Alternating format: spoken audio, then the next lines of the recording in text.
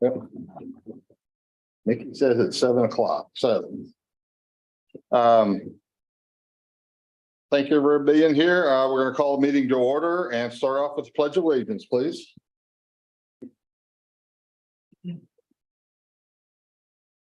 I pledge allegiance to the flag of the United States of America. One nation under God, indivisible, with liberty and justice for all. Thank you.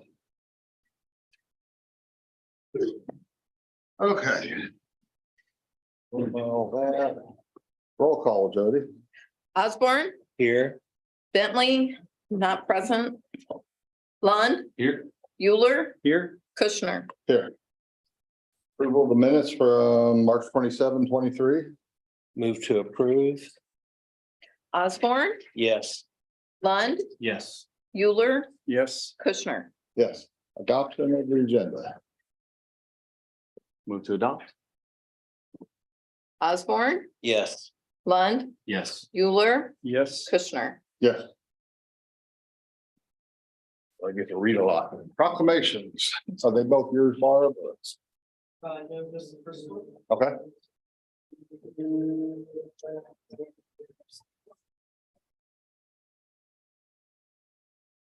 Oh, I didn't see you back there. First one tonight is on National Preservation Month, May 2023. Whereas historic properties are significant to our nation's and community's heritage, and the preservation of this irreplaceable heritage is in the public interest. And whereas the Historic Preservation Commission has identified and started documenting over 200 mid-century multifamily, commercial, and industrial resources from 1945 to 1975. And whereas the Historic Preservation Commission was awarded a Historic Preservation Fund grant to complete Warrensburg's first historic preservation plan. And whereas the Historic Preservation Commission partners with Warrensburg Main Street, Johnson County Historical Society, and the Trails Regional Library to celebrate National Preservation Month.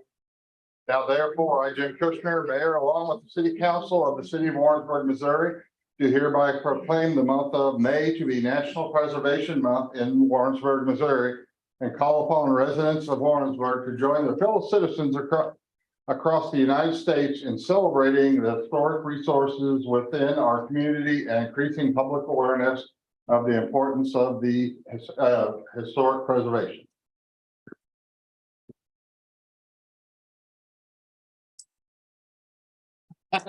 Thank you. Okay. Volunteers. Anybody?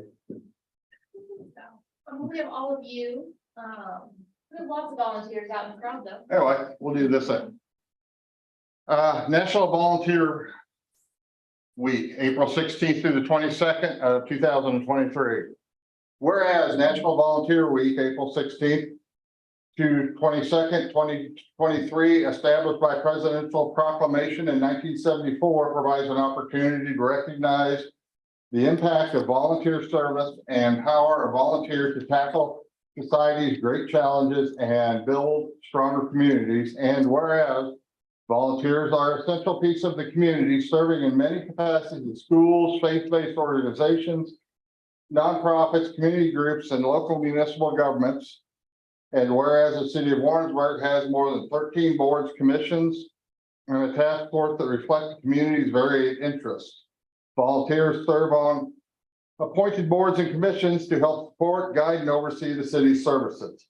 And whereas the city's volunteers provide administrative and governance on budgets, local laws, public safety, art, and cultural programs and activities, planning and zoning code, building code, appeal procedures, administer children's memorial funds, foster mutual understanding and respect within the community, suggest ideas and methods for energy efficiency, resource conservation and renewable energy solutions, promote historic preservation, encourage health, fitness and wellness in parks and programs, and support economic development through special taxing district oversight, make recommendations on traffic conditions and administration and enforcement of traffic traffic regulations, protects trees, shrubs, bushes, and other plants, and manage the city's community urban forest.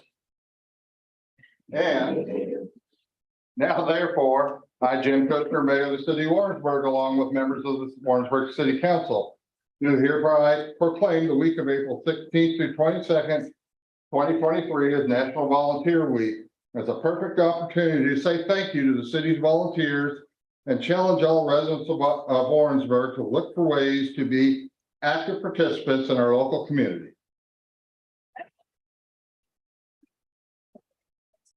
That was a long paragraph. Yeah. Okay. Start off with some first and second readings of ordinances. 6.1. First and second reading of an ordinance declaring the results of the election of 2 council members for a 3-year term at the general election held on Tuesday, April 4th, 2023. Thank you, Mayor and City Council. This afternoon, the city clerk's office received from the county election official, Diane Thompson, the certification of election results for the 2 council member positions for the 2 vacancies for a 3-year term. Jim Kushner received 802 votes. Jan Jones received 820 votes. I respectfully request that we adopt the ordinance based on the official certification. Any questions? Motion, please. Move to adopt. Yeah. Actually, By title, move for second reading. Second reading, Okay, yeah. thank you. You got to work on him, Eddie. Yeah, I am the boss of him. Osborne, Yes. Lund, Yes. Euler, Yes. Kushner. Yes. An ordinance declaring the results of the election of 2 council members for a 3-year term at the general election held on Tuesday, April 4th, 2023. This is for adoption or rejection. Osborne, Yes. Lund, Yes. Euler, Yes. Kushner. Yes. Thank you. Okay, 6.2 will be a first and second reading. An ordinance declaring the results of an election imposing a 1% increase to the general sales tax within the city of Warrensburg, Missouri on April 4th, 2023 general municipal election. Thank you, Mayor and City Council. Again, City Clerk's Office received the official certification of election results this afternoon from the county election official. The vote was, the yes votes were 520, the no votes were 586. The voters of the city of Warrensburg, after a canvass of election, did not approve this 1% sales tax increase and failed the ballot question. Are there any questions, or city staff recommends adoption of the results? Motion, please. Move to approve that an ordinance second reading by title. Thank you. Osborne, Yes. Lund, Yes. Euler, Yes. Kushner. Yes. An ordinance declaring the results of an election imposing a 1% increase to general sales tax in the city of Warrensburg, Missouri on April 4th, 2023 general municipal election. This is for adoption or rejection. Osborne, Yes. Lund, Yes. Euler, Yes. Kushner. Yes. Thank you. One more, first and second reading, an ordinance declaring the results of an election imposing a 3% sales tax on all tangible personal property retail sales of adult use marijuana sold in the city of Warrensburg, Missouri on the April 4th, 2023 general election. This would be an ordinance accepting the results that were received this afternoon by the election official, the county clerk's office. The results were to the ballot question. Yes votes were 848, no votes were 260. The voters of the city approved the ballot question. Are there any questions? Move to pass that ordinance to second reading by title. Osborne, Yes. Lund, Yes. Euler, Yes. Kushner. Yes. An ordinance declaring the results of an election imposing a 3% sales tax on all tangible personal property retail sales of adult use marijuana sold in the city of Warrensburg, Missouri on the April 4th, 2023 general municipal election. This is for adoption or rejection. Osborne, Yes.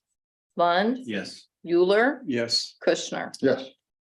Thank you. And that's the last time you have to say that, Casey. Number 7 is the council of sign and die, and we've got a couple of quick presentations. As Mr. Lund has served 6 years on city council and has turned out his ability to be reelected for a year, and then we'll get him back, you know. Good luck with that. And we start off by presenting him with his paycheck. It's $6, $1 a year for every year that you serve on the council. And thank you very much for your time, Casey.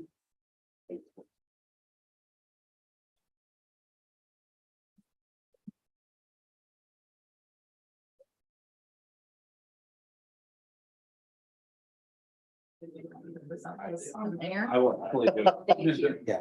These are lovely parting gifts. Lovely party. That's right. So Jim, this is your official gavel. You signify the time that you spent in the city of Warrensburg in the past year serving as mayor. And so as a previous mayor, I want to say congratulations Thank on you. behalf of the city of Warrensburg. Thank you very much for your service. Thank you.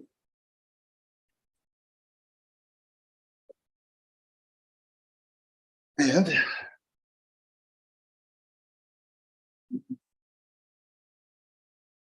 you're I will get back to the chair, Jim. Sir, you're welcome. Thank you, sir. Been a pleasure. Mr. Mayor, one more. okay. Councilman Long. Come down there. Perfect. For your service the last 6 years in support of public safety, fire department. Well, we'll tell them from the fire department. So awesome. Over here. Cool. Let's come visit. Thank you. I appreciate that.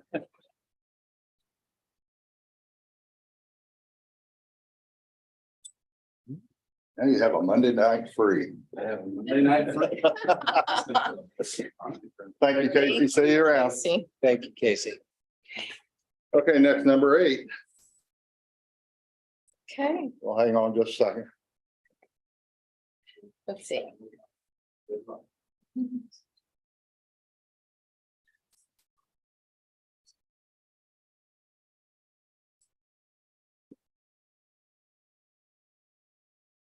Number 8 is swearing in of new council members. Jan Jones, if you would approach, come up to the dais, please.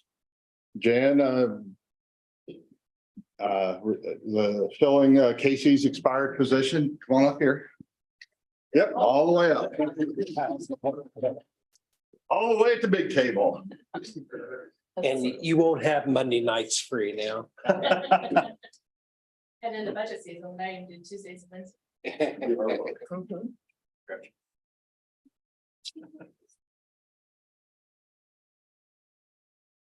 What do you want to do? Well, I was thinking in front of the flags. So Okay. I'll bump you over just a minute. Hi, Jan. Hi. If you would, please raise your right hand and repeat after me.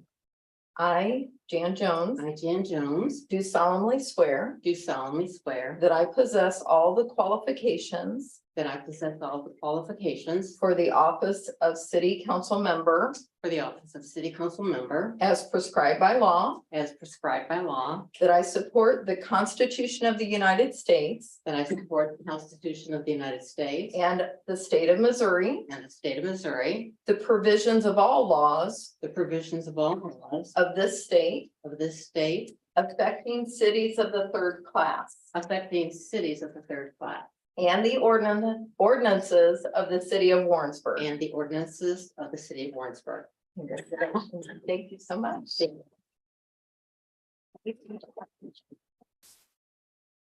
This one inside, okay.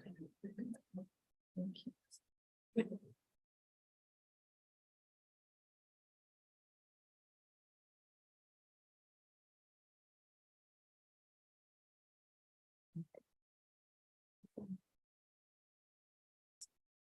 Thank you. Okay. Good. Okay, So this is my seat. Wait now. for now. All right. And Jim Kushner, please raise your right hand. Repeat after me. I, Jim Kushner, I, Jim Kushner, do solemnly swear do solemnly swear that I possess all the qualifications that I possess all the qualifications for the office of city council member for the office of city council member as prescribed by law, as prescribed by law, that I support the Constitution of the United States that I support the Constitution of the United States and of the state of Missouri, and of the state of Missouri, the provisions of all laws the provisions of all laws of this state of this state affecting cities of the third class, affecting cities of third class and the ordinances and the ordinances of the city of of Warrensburg. the city of Warrensburg. Congratulations. Thank you. Alcohol official. Now it's, yes. Have a seat and we'll get to the next few pieces here of formality. First off, we'll have a roll call of the new council, please, Jody. Yes. Osborne, Here. Jones, Here. Euler, Here. Kushner. Here, Oh, sorry, Bentley, not present. Okay, thank you. number 10, adoption of the new business agenda listed on the.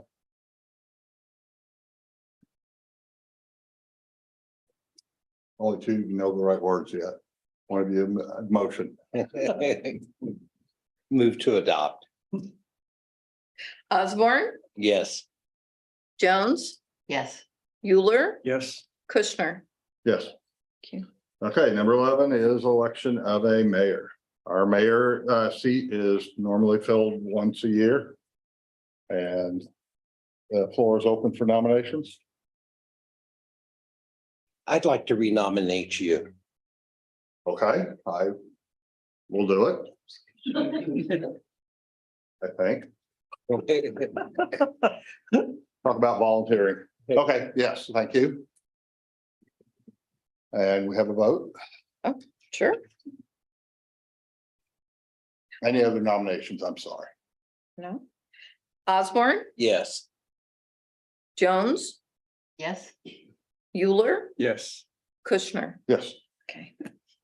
Right. next is nomination for mayor pro tem. I nominate Bruce. Okay. And a vote. Osborne, Yes. Jones, Yes. Euler, Yes. Kushner. Yes. Okay, Bruce is, now we do the chair cup. Bruce comes down here. Carl goes down there.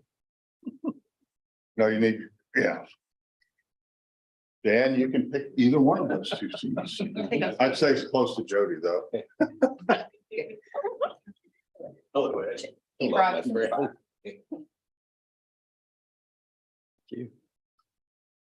Thank you. And we'll have Okay. something for you next time. Congratulations. Okay. Thank you very much.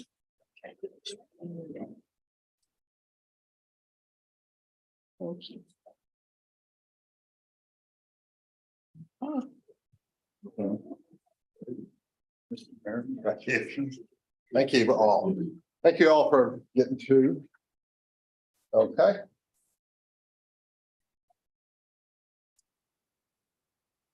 Well, next up, we have a public hearing on an ordinance authorizing a conditional use permit at 210 East Gay Street. An ordinance authorizing conditional use permit for land use 1.111, single family detached site built dwelling in the central business district located at 210 East Gay in Warrensburg. Miss Barbara. Mayor and City Council, this is the property that in its most recent use, which was several years ago, was the Camel Crossing Bed and Breakfast at 210 East Gay Street. And that property is for sale, and the bed and breakfast has not operated at that location for over 365 days. And so that bed and breakfast use has been abandoned. The structure was originally built over 100 years ago to be a single-family dwelling, and that is the request from the potential buyer and the current owner to have a conditional use permit issued for a single-family dwelling. So since that is not as you would sometimes see in a central business district with a single-family dwelling, where it's a legal non-conforming use because it's been abandoned many decades ago, it is appropriate that they can request a conditional use permit to operate as a single-family dwelling. They have submitted the application to that and have indicated to staff that they are not planning to significantly alter the structure, the footprint of the structure, or the property. So at this time, the site plan that they've included with their application as a preliminary site plan, and I would anticipate the final site plan will appear very similarly, is a picture of Google Maps showing that the setbacks for the structure have been met. Staff has recommended approval of the conditional use permit for the reasons stated in the staff report at the Planning Commission. There have been a few public comments received. One of those was at the Planning Commission meeting last week. All of them are detailed in the staff report and consist of asking essentially for further information about the project and not stating whether they were for or against the request. Planning Commission recommended approval at their meeting with the one condition that staff be granted the authority to approve the final site plan. That has been incorporated in the ordinance that will be on your agenda later this evening for consideration for first and second reading. So staff has recommended approval of the conditional use permit as well as of the ordinance. Be happy to answer any questions. And I'm not sure if anyone in the audience is an applicant. Is an applicant here? Okay. Is anybody here for the Gay Street public hearing? Gary, is anybody on the computer? With no hand raised. Okay. Any questions by the council? Okay, with no additional questions or comments, the agenda is, or the public hearing is now closed. Okay, next one is a public hearing on an ordinance enlarging an R3 low-density multifamily residence district by rezoning land located at 115 and 117 West Oak Street from general business district to R3 low-density multifamily residence district. Barbara?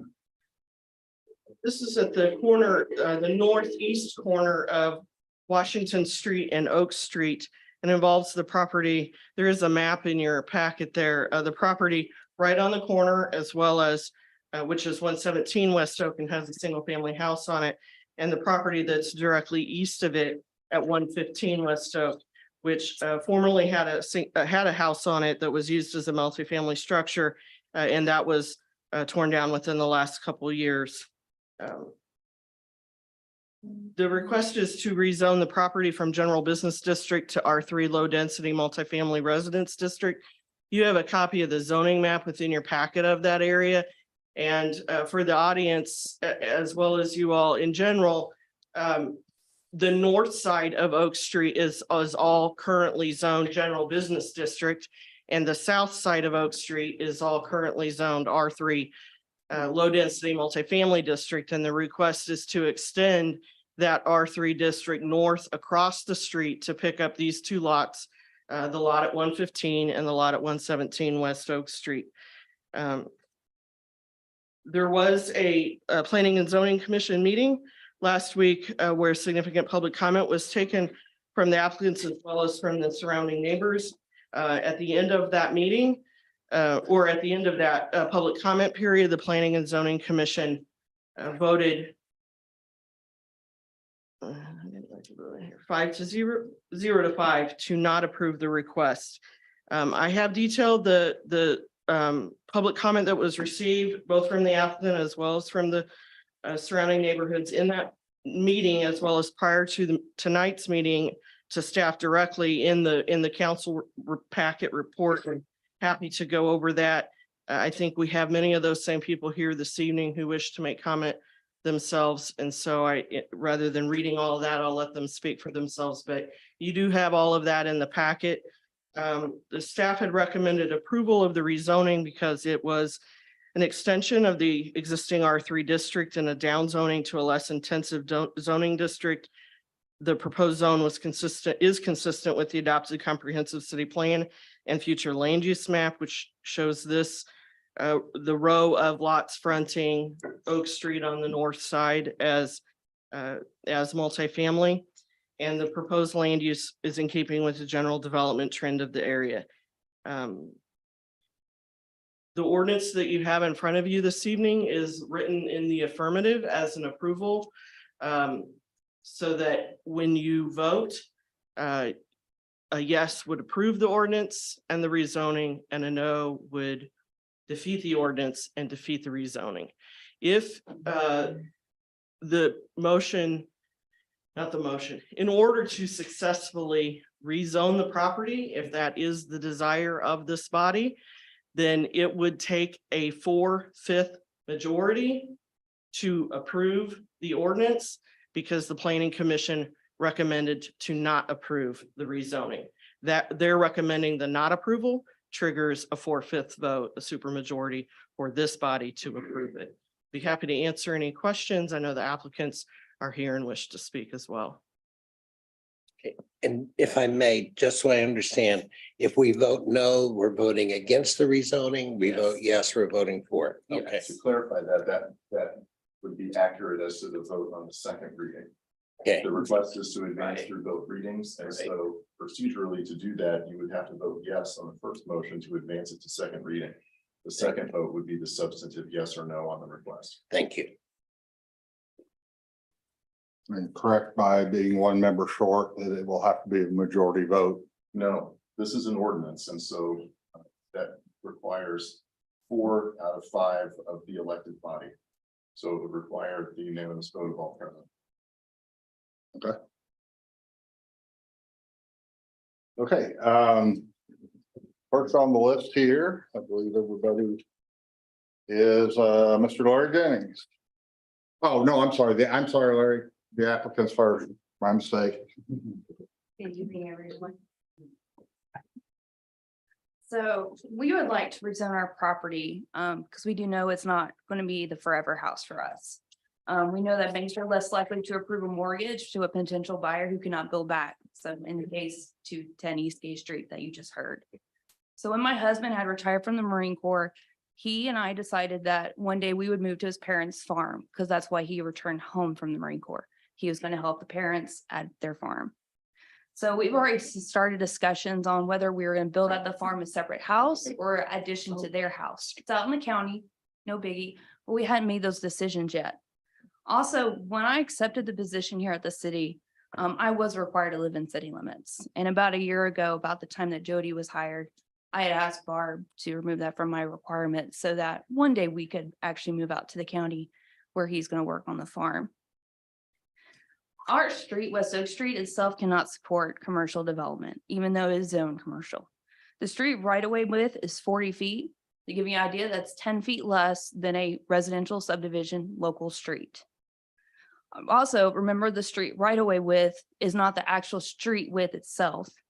The street width is 21 feet in front of my house at 117 West Oak Street. That is 7 feet less in width than a traditional residential local street.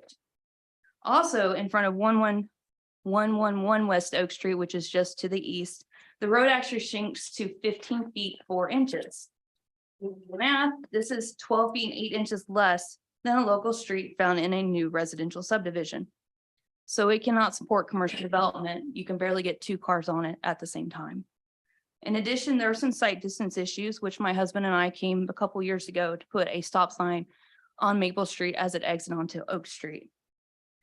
I would like to address some of the concerns that were identified during the Planning and Zoning Commission meeting. The fire protection district stated they did not want a 30-foot setback because they one day may expand that driveway on the south side of their property. They are a taxing entity, which means they don't have to get a building permit. They don't have to apply for a conditional use permit. And also that 30-foot setback would also not apply to their driveway. It would apply for buildings and structures. So even if they had some kind of setback there, they wouldn't have to follow it because they aren't required to get a building permit. They also didn't bother to get a conditional use permit when they purchased the property in 2007. So they didn't also go. Let's keep towards the Okay. request of the zoning, please. Yes, Mayor. In regard to the small white house and garage located at 113 West Oak Street, it was not clearly addressed in the event of the garage or the house, if it was a total loss, what would happen to it? To give you an idea, if our house stayed general business and their house was a total loss, they would have to come before the Planning and Zoning Commission and City Council for either to rezone like we are now or to get a conditional use permit. If we were zoned to R3 and that 30-foot setback would apply, it would be the same instance. They would have to either get a conditional use permit with a 30-foot setback or rezone to R3 like we're doing. As to the property to the north having to the greater setback issues, there is still buildable area with a 30-foot setback. The request is consistent with the rezoning that was also approved in 2019 at 615 Lakeview Drive. That house is behind the Warrensburg Animal Hospital. It was general business, and the request to R3 was approved then. The future land use map from the 2017 comprehensive plan update shows the properties along West Oak Street as residential. This is also the same future land use map that was approved by Planning and Zoning Commission and City Council. I know my husband had a few more things he wanted to add. Okay. And to keep everybody on an even keel here, would we please address the request for the rezoning?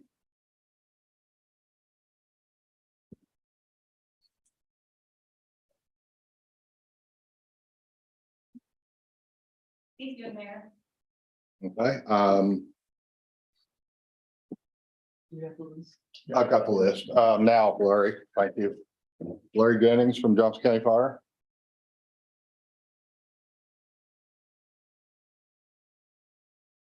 Good evening, Mr. Mayor, City Council. Thanks for having us here this evening. I do want to clarify one issue that was stated incorrectly to start with.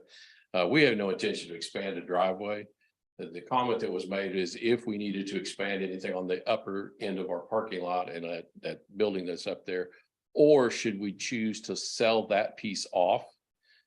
The rezoning is now going to basically make so no one else could ever build on top of that hill where there is adequate room to build. So wasn't about a driveway, it's about the lot space that's up there.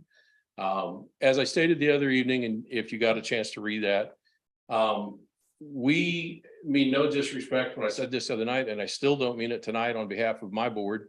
That business has been, or that lot has been zoned general business for many years. It was that way when they purchased the house. Our concern was don't purchase something if it does not meet what you want down the road necessarily, particularly since that general business runs from roughly Main Street to McGuire, that whole swath.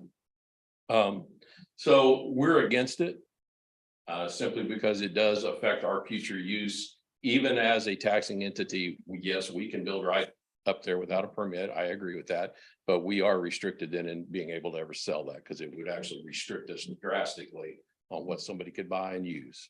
So, questions? Thank you very much. Thank you, sir. Vicky Carey.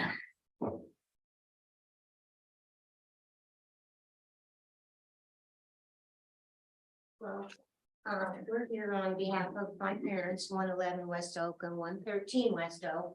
And when we came to the last meeting, I came with not knowing whether we wanted to go yes or no to the zoning because we were unsure of what it really entailed, but it was set through the meeting and addressed the 30-foot setback and no signs, no lights type of thing. We came, my sister and I, the realization that we really want to leave it the way it's been, that my dad started 50 years ago of general business. So thank you. Thank you, ma'am. Chris Barrett, Independence.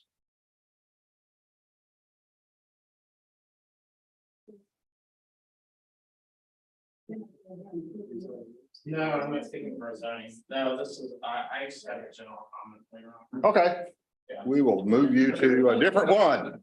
Not a problem. We won't forget you. Martha Warland? Sister spoke for me. Okay, Thank you. so we don't get confused. Michael Compton, are you here for the Oak Street? No. Okay. John Angel. You are for Oak Street. Oak Street? For, yes. Okay, just for that subject, I mean. Yes, sure. Okay, I own the property directly to the north of the Dyer's property. Own the property for over 50 years, and we want to maintain it as a general business. We don't want to have infringement on our boundary line. And we are against the lighting and the sign usage also. That's basically. Anything else you need, or just? no, this is a public hearing with public comment. We're just against it. I think that it's served its purpose well. They made a comment about borrowing money. That shouldn't be a factor in borrowing money. If their credit is good, they can borrow somewhere else and pay maybe a higher interest rate. But it's zone general business, and we want to see it maintained as general business. Okay. Thank you. Mr. Zawali? Did I say even close, right? Yes, you got, I'm not with the zoning. No, you're not on this one? Nope. Okay, sorry. Okay, The three of you, we will get to you here in just a little bit. all right, thank you. Gary, anybody on for the Oak Street issue? Nope. Okay. Anything else? Comments of the council? I'm not totally clear. Pardon me? I'm not totally clear on the issue.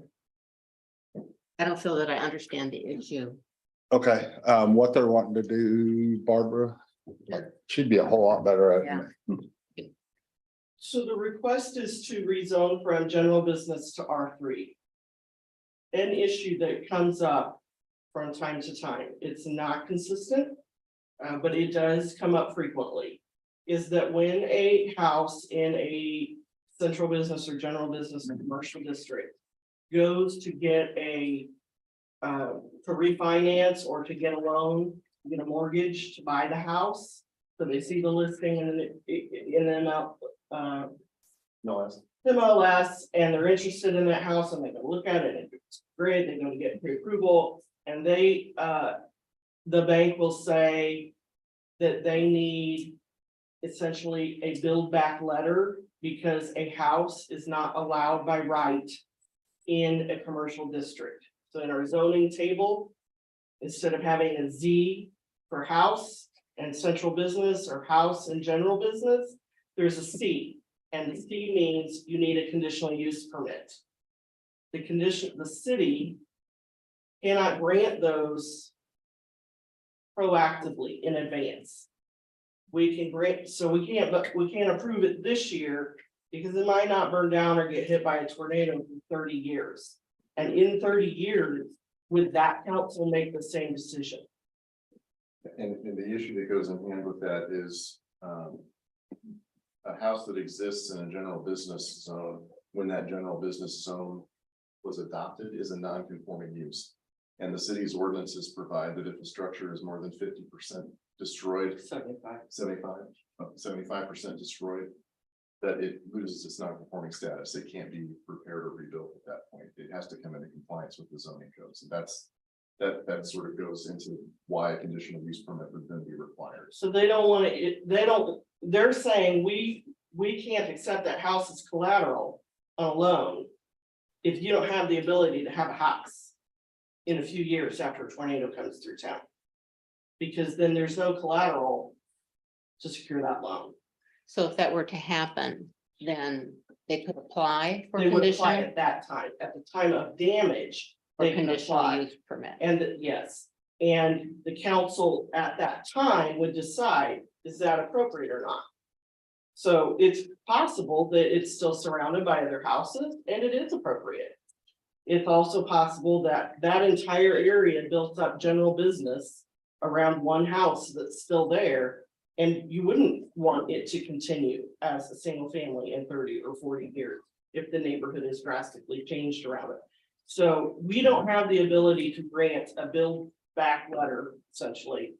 What the industry calls it, the city doesn't call it that, but we don't have the ability to grant that conditional use permit on the front end. So that a build up back letter can be written. And so when there's a question as to will it affect if we want to be able to sell in the future. There's a concern that a seller might not be able to get a loan because it's a single family house in a general business district. So that's one of the reasons one of the technical reasons, she stated they were interested in that. And there was discussion of borrowing and going to another bank. So the question before this body is does that, when you look at, there's in your staff report, there's a list of reasons to consider when granting a rezoning request. And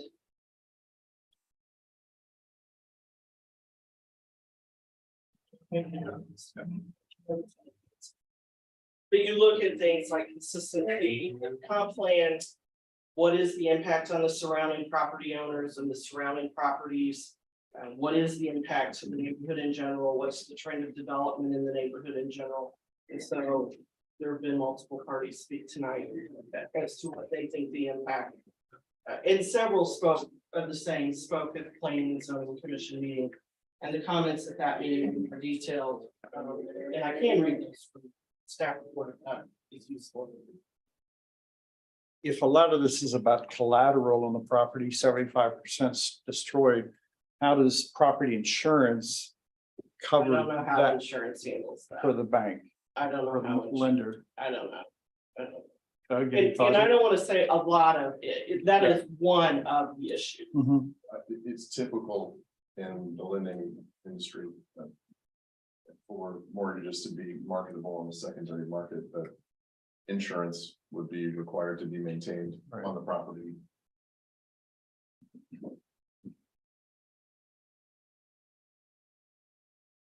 Did you get your questions mostly answered? Sort of, yes. Okay, A lot, it's a lot. It is a lot, and I mean, if there's more question, I'm very happy to keep talking. Do they own that property now? They do own the property now. They've owned it since 2016, I believe. Yes, that's correct. The council has the option if it wants to gather further information to defer action on the second reading. You could have. would you like some more time? I would. Then when we get to that point, that's up to you to make a motion after the first reading. Correct, Doug? Just Procedurally, if there's a no vote on the first reading, our ordinances require that it be tabled to be read the Okay. second time at the following meeting. All Got right, that, thank Jen? you. I got it. Okay. Anything else on the public hearing? Yes, Mr. Jennings. Mr. Mayor, since we had an explanation about financing potentially may or may not be affected.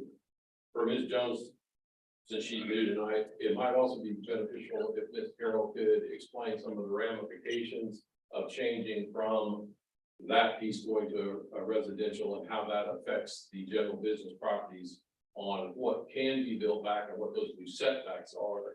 But that's really kind of what comes up with Mr. Angel, with us and with the bond trust, is that new setback, that 30 foot. So I'm not sure if that was clear in that early stages or not.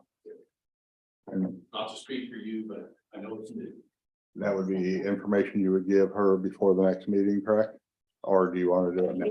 It is included in the staff report tonight. I think what he's referring to is in the second, it's talked about in the second paragraph of the staff report, but when you have a general business district adjacent to any residential district, the general business district property has an additional 30-foot setback then placed on it between on the line that's adjacent to residential. So where in a general business district adjacent to general business district, there's a 0-foot side setback and a 10-foot rear setback. If it was changed and was adjacent to residential district, a 0-foot side setback could become a 30-foot setback, or a 10-foot rear setback could become a 30-foot setback. And that would apply to structures and to parking. Driveways have been allowed to be in that 30-foot setback. And so there are properties to the north and the east of the ones in question tonight that were requested to be zoned that are general business now and would have that 30-foot setback then on them.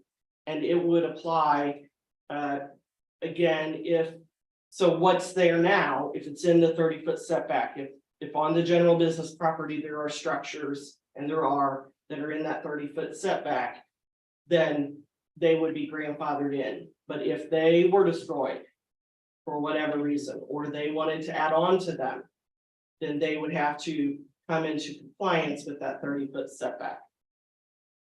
And they would not be able to, if the destruction was under 75% of the fair market value, they could make repairs. If it was over, they'd have to not build back in that 30-foot. And that's 75% of the structure 75% of the value, of the The value. value. not the footprint. Okay. Right. And planning and zoning did not approve. They did not. They voted, there were 5 members present and all 5 voted against.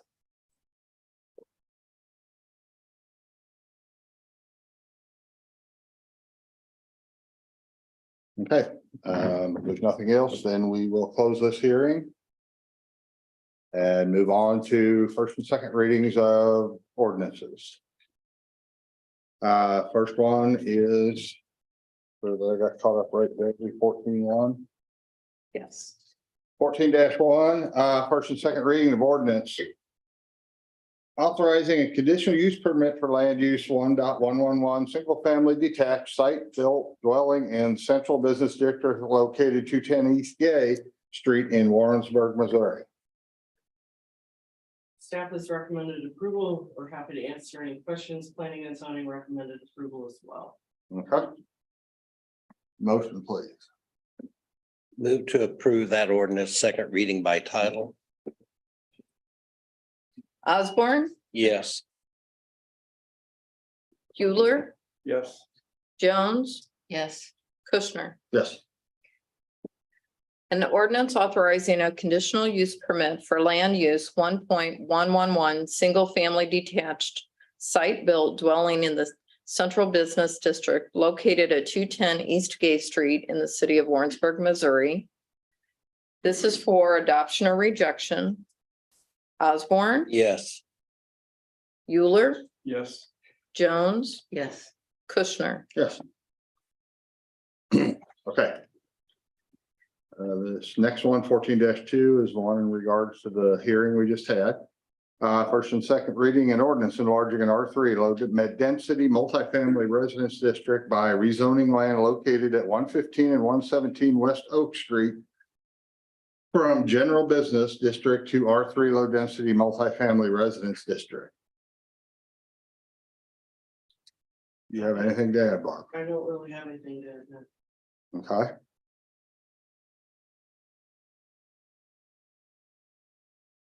A motion from one of you two gentlemen? At least, or Jan?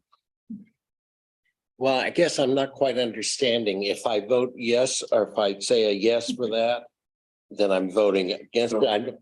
It's Okay, so confusing to At this me. point in time, you have a procedural question in front of you, which is, do you wish to advance it to second reading at this meeting for final approval or denial, or do you wish to only have first reading? You have 2 options because it's been placed on the agenda, which you approved for first and second reading. You may either move to advance it to second reading and then vote no on that motion, which will cause it to be tabled until the next meeting by your existing code of ordinances. You may also make a procedural motion to table until the next meeting, which would advance it not to second reading, but to the next meeting. You can do either one of those things, the result will be the same. I think I'd like to move it in the second to the next meeting. Move to table to the next Move the council. table to the I'll next second. council. Okay. Okay. To next meeting. Osborne, Yes. Euler, Yes. Jones, Yes. Kushner. Yes, that motion's been moved to the next meeting. Okay, next one is 14-3, an ordinance vacating a portion of an easement and approving the final plat of Southwest Estates lots 12A and 13A in a subdivision in the city of Warrensburg, Missouri, located at 323, 325 Jones. Miss Barbara.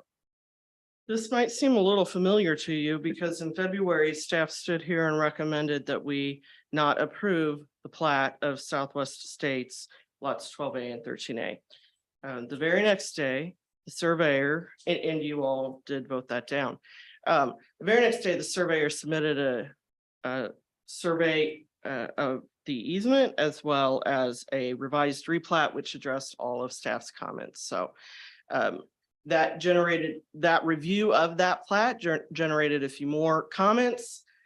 So we are down to 2, which is a very normal number of conditions. And so if you'll recall, this is in Southwest Estates on Jones Avenue, and there are 2 houses, and they want to move the lot line between the 2 houses. So want to move the side lot line between 323 and 325 Jones so that 320, which one gets bigger? Okay, one of the yards gets bigger and they want to put a fence up. The easement is a side lot line easement with no infrastructure in it, no utilities in it. And so what you have in front of you this evening is an ordinance that would vacate that side lot line easement, but hold in place the north 20 feet of it as a rear lot line storm drainage and utility easement that goes along all the back lots of all the back of the lots along there. And then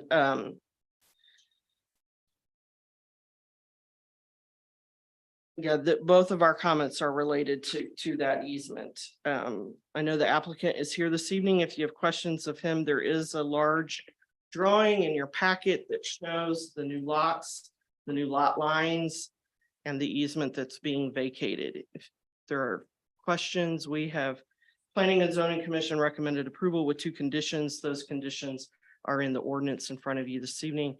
Staff would recommend approval of the ordinance as written. It will both vacate the easement as well as approve plat.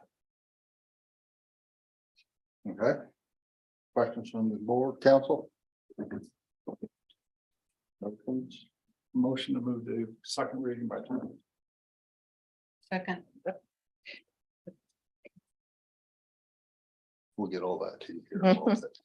Osborne, Yes. Euler, Yes. Jones, Yes. Kushner. Yes.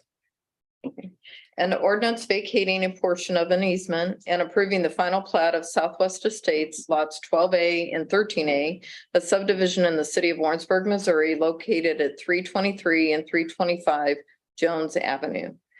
This is for adoption or rejection. Osborne, Yes. Euler, Yes. Jones, Yes. Kushner. Yes.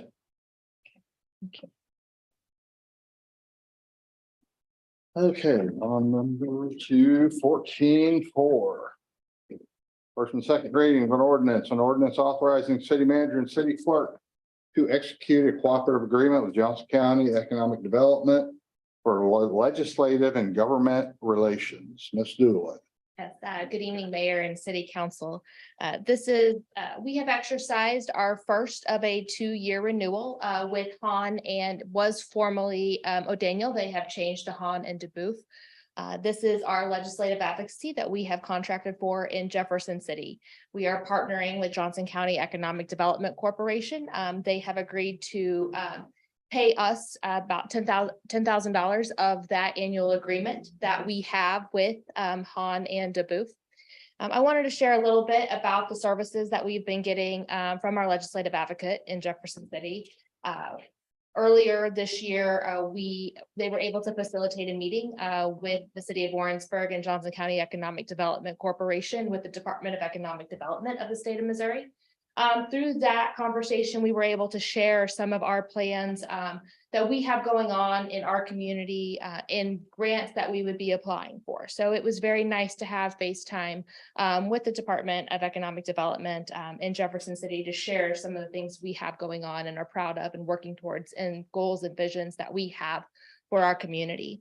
Additionally, we have been able to weigh in on several bills, having a little bit more of a face in the Capitol, if you will. We've been able to hear on things like House Bill 1039, which would preempt the city from enacting any legislation that would raise the age from 18 to 21 in the purchase of tobacco. So that's something that we have been in conversations with at the State House. Also, Senate Bill 430, which would restrict public entities from putting any ballot question that failed on a ballot, from putting that back on an election within 3 years. We've been able to weigh in on that conversation. And then also House Bill, that's House Bill 144. SB 430 is requiring public entities to have a provision in all of our contracts that would require those vendors to sign off that they would not do any protesting of economy issues, saying that they would trying to get the wording of that one right. I'm botching it, but that they would not have any protests that would boycott to try to stop the economy, and really feel like that would just be burdensome for us to have to try. It's hard enough to get all the things that we have to negotiate with our vendors. That would just be another hurdle for us to get over. But it's very nice to be able to hear those things that are happening. They are in the Capitol each and every day, which is something that myself, Doug, Barb, the two chiefs, and none of us are able to do. So it has been a very great relationship the first year. And so just wanted to share a little bit about that, but happy to answer any other questions. Staff does recommend approval of this agreement with Johnson County Economic Development. Questions, gentlemen? Ma'am? Move to approve that ordinance, second reading by title. Osborne, Yes. Euler, Yes. Jones, Yes. Kushner. Yes. An ordinance authorizing the city manager and city clerk to execute a cooperative agreement with Johnson County Economic Development for legislative and government relations. This is for adoption or rejection. Osborne, Yes. Euler, Yes. Jones, Yes. Kushner. Yes.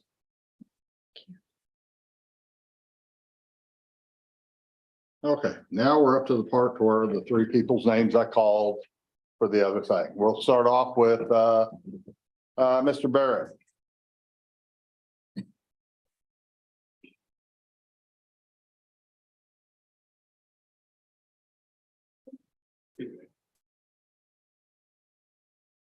Good evening, everyone. I'm glad to be here in Warrensburg. My name is Chris Barrett, and I'm a member of Gays Against Groomers. Specifically, I'm the leader of our Missouri chapter. My organization stands in defense of children. We are against the medicalization, indoctrination, and sexualization of children. Unfortunately, it has come to our attention that indoctrination and sexualization of children is being planned in your community. The Warrensburg Elks Lodge has rented out their space for an all-ages drag show in the month of June. Our attempts to get the planners and the venue to shut this down have been met with deaf ears so far, so that's why we are turning to the city government to take action. Before I go on, I want to make it clear. I'm a gay man. I have a husband. I hold no resentment toward my own community, and I have no problem with drag shows. They are usually quite fun, but they should be fun for adults only. I also want to make it clear that drag does not necessarily even represent the gay community. The vast majority of us do not perform drag, and many of us don't even like it. There are much better ways to represent the gay community. A lot of us are doctors, firefighters, police officers, and even members of the military. Why aren't we being represented by those people? I'd go so far as to say that representing gay people with drag is actually playing into a tired old stereotype that gay men aren't man enough. I can assure you we are, and that's why we can find better ways to represent gay men in particular. So back to the all ages drag show. A similar situation arose in Chesterfield, Missouri last year, where an all ages drag show was being planned. In this case, drag performers from the reality TV show RuPaul's Drag Race were going to perform before children. The mayor of that town, rightly outraged, turned to his city ordinances to put a stop to this. Their ordinance read this way: a person commits the offense of furnishing pornographic material to minors if, knowing of its content and character, he or she produces, presents, directs, or participates in any performance pornographic for minors that is furnished to a minor, knowing that any person viewing such performance is a minor or acting in reckless disregard of the likelihood that a minor is viewing the performance. The Missouri Constitution backs up this definition of a pornographic performance for minor children, and that's exactly what a drag show is for children: a sexually explicit performance. I'm not a legal scholar, and I'm not an expert in the city ordinances of Warrensburg, but I do ask that you use all the power available to you to put a stop to this all ages drag show. If you have an ordinance similar to Chesterfield, then I ask you to enforce it. If you don't have one, then you should enact one. You are not representing the gay community by allowing this. I'd say you're allowing harm to be done to the gay community by letting this take place. Not to mention the harm that will come to children by allowing this to happen. So as a member of Gays Against Groomers Missouri, and a person that wants to see decency prevail, please do whatever you can to put a stop to the all ages drag show that will be held at the Elks Lodge. Thank you so much for your time, guys. I really appreciate it. Thank you. Thank you. Yeah. Okay, Mr. Compton.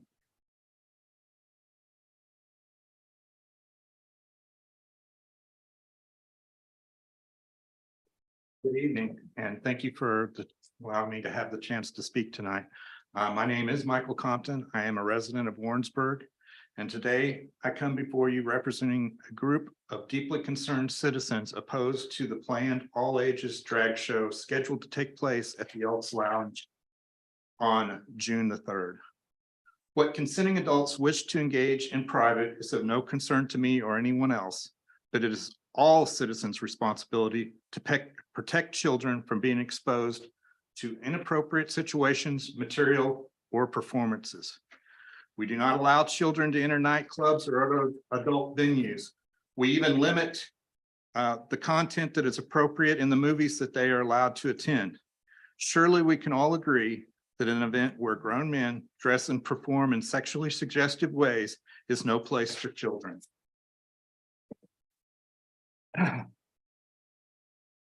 Again, if these individuals wish to limit their private events to those 18 or over, that is entirely their business. The issue here is about putting children in inappropriate and possible harmful situations.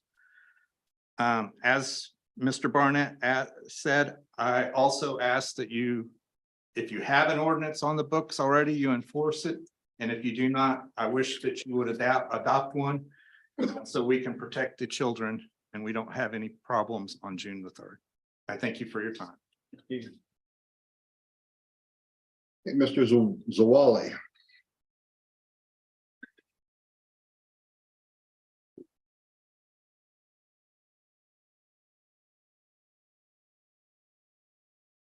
Thank you, Mr. Mayor and Council. Again, my name is Pete Zwally.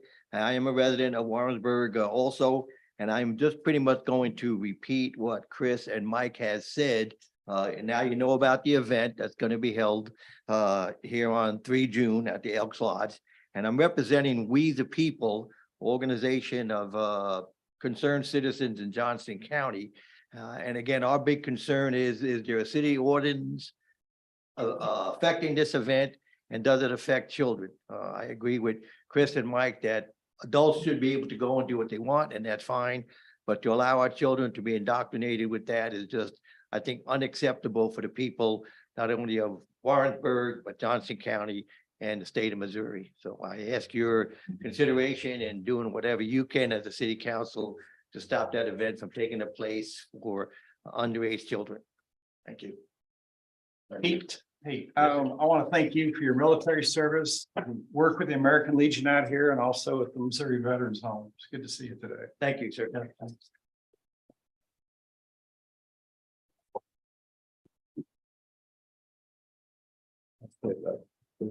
Miscellaneous matters from, thank you everybody for coming out and speaking. Miscellaneous matters from the mayor and or city council, gentlemen. Jan, anything from you other than we welcome you here and Thank you. city managers report? Anyone have anything they would like to share with council? No. I would like to point out in the city clerk report, I'd actually like to show you as opposed to pointing out, in connection with Volunteer Week, the a great idea was posed by City Manager Danielle Doolin and acted upon to order magnets as well as note cards of thank you note cards to all of our boards and commission volunteers. It was a good idea. I think annually we will continue to recognize them and thank them for their service for the citizens of Warrensburg. They represent a variety of interest here, and as they serve on these boards and give of their time and talents, it's volunteer. There's no remuneration. That's easy for somebody else to say, not me. Anyway, so this I think is a very good idea, and hopefully we can make it an annual recognition. So just want to point that out. I agree. Volunteers are an important factor, all sorts of things around here. There's plenty of people in this room that understand what volunteerism does for their organization or for themselves. And thank you, Jody and Ms. Doolin. Anything else? I Competition. was just gonna remind everyone, we have our open house tomorrow night from 5 to 7 in this room for the solid waste survey and public input. So there will be stations, information stations set up, and you can walk through them and provide information to the staff and to the consultants that will be here. And then at the end, we will ask you, if you have not already, to go online and fill out our survey. We are nearing, and this is a week-old statistic, so I'm sure it's over this, 1,000 responses on the survey already. So we have a lot of input, and we will certainly appreciate you take more. That is a drop-in open house tomorrow night, so you can come anytime between 5 and 7. There will not be a formal presentation at any point in those 2 hours. Thank you. So Enrico. Good evening, Mayor and Council. I did want to give you an update on some right-of-way data that I've been reviewing. So this is in regards to the locate ticket information. So from July to August, there were approximately 1,200 utility locates that were called in, and this is with regard to the utility, the telecom contractors that are working in town. From July and August, there were around 27 hits where the contractors were deemed at fault. And that's after kind of an independent investigation and in conjunction with any other utility provider that was struck. From August to present day, or September to present day, there have been 29 hits total where the contractors were at fault. And utility locate tickets have been around a little over 3,000 or probably around 3,100. So in other words, the locate tickets tripled in work, but then we were able to cut the hits in half. And so the September, August pivot point there was when we had adopted our new right-of-way ordinances. And so I think it's important to establish that with proper education and enforcement that they have been working.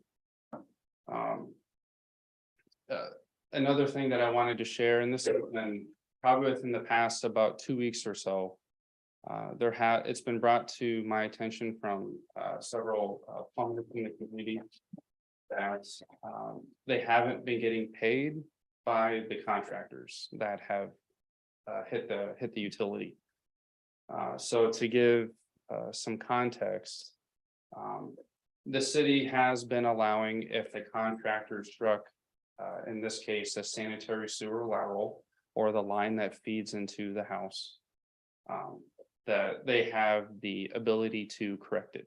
So long as it's within the presence of an observation of city staff. And so if they fix it to the city's satisfaction, then we all move on. If the resident or the homeowner has elected to hire a plumber, which we do not stop, then the fix then in the contract is then will be between the homeowner or the resident and that plumber.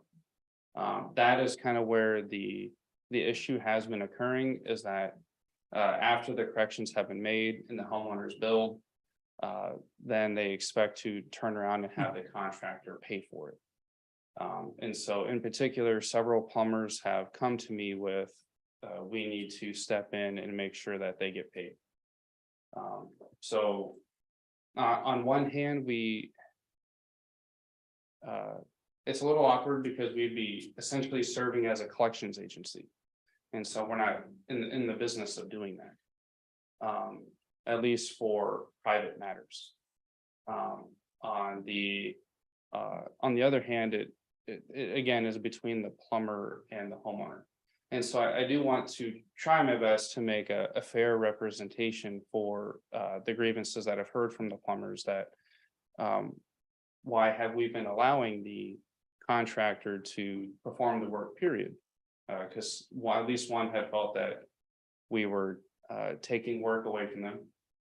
And then another is making sure that they're getting paid for.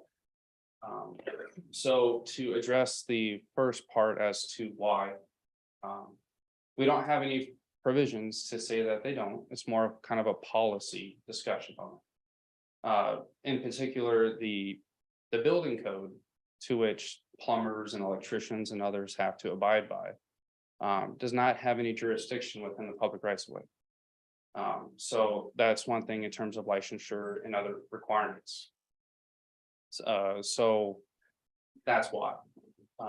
And so if the contractor is able to make that repair in kind, again, to the satisfaction of the city, holding them to the same standard that we would a plumber, then it's kind of treated as a no harm, no foul, and there would be no bill to the homeowner.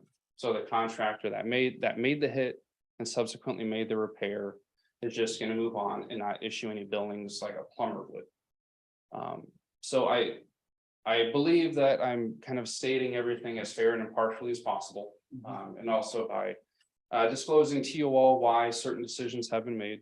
And so with there being kind of the small business owners of plumbers that have had issue with that, I thought I'd but at least bring it to your all's attention that if there's anything that you would like for staff to treat differently, I'm certainly open to that.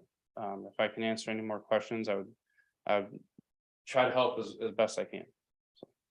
How come the homeowners are calling for a repair when the person who hits it is right there and can fix it?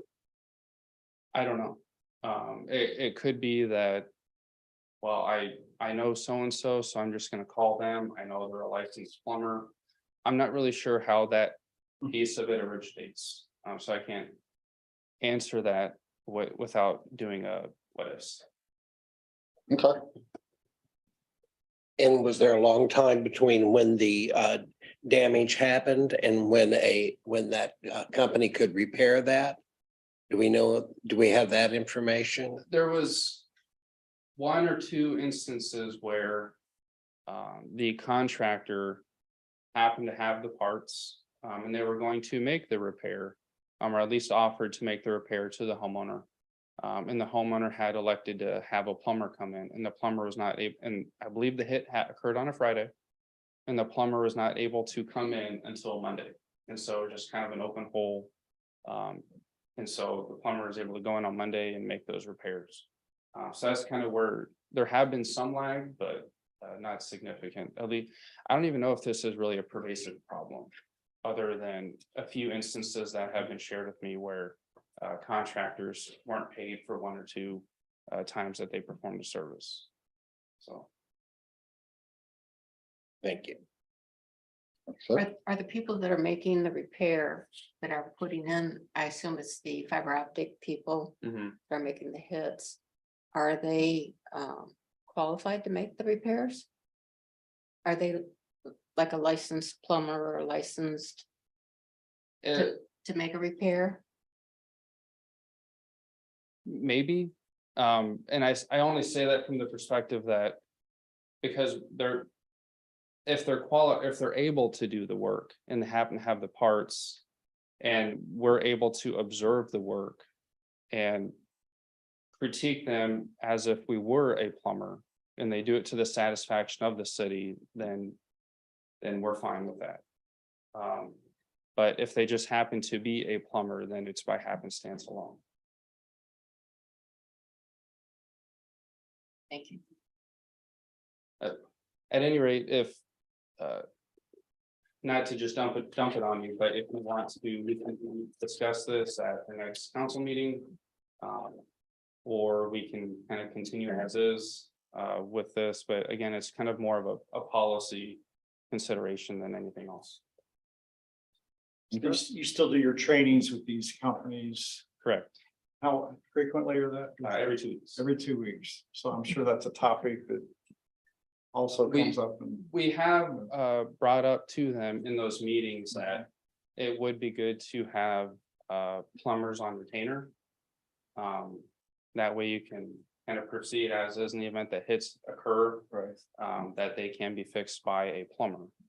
But if they choose not to have a plumber, we're kind of in the same boat we are now, that as long as it's fixed to the satisfaction of the city, whether it's a plumber or not, we can still proceed. So. And has this taken a lot of staff time For the inspections? or to watch the repair? Not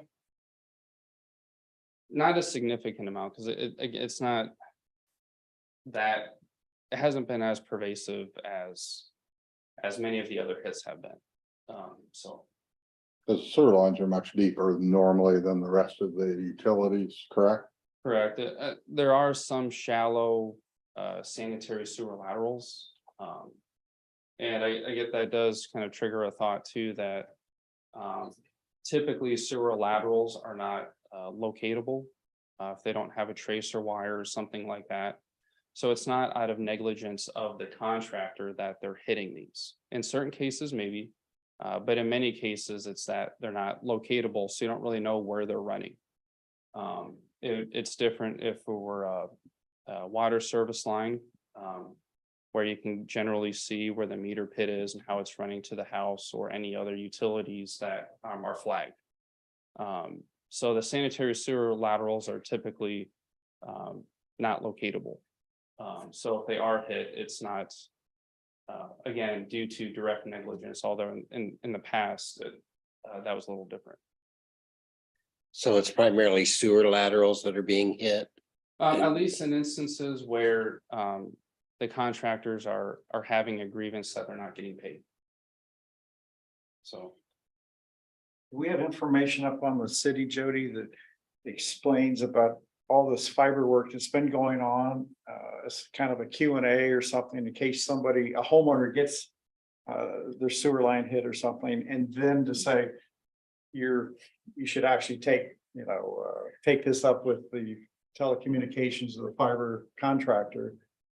So they don't end up, getting a $4,000, $5,000 bill or whatever it is charged, and then try to get the city or somebody else to pay for it. So I don't know if that's just a communication that we try to educate these people, but it shouldn't, I'm sorry for the local plumbers and contractors that are putting all this effort out and expect to get paid by somebody. I mean, it should be known too that, it is unfortunate if there are instances where a contractor is not getting paid. And I certainly am not taking the position of, I'm not trying to assist anyone. Again, it's trying to view this as being fair and impartial to all parties. Also kind of the ones that are doing the hit. So. We could work together to put something out on Facebook. Yeah, I think that'd be a good idea. Okay. And what would be the steps if we wanted those fiber optic companies to have a plumber on retainer? Can we require that, and what steps would it take to do that? That would be a question I probably defer to Doug. Okay. My response is we need to be very careful about straying into non-agenda items deliberative discussion.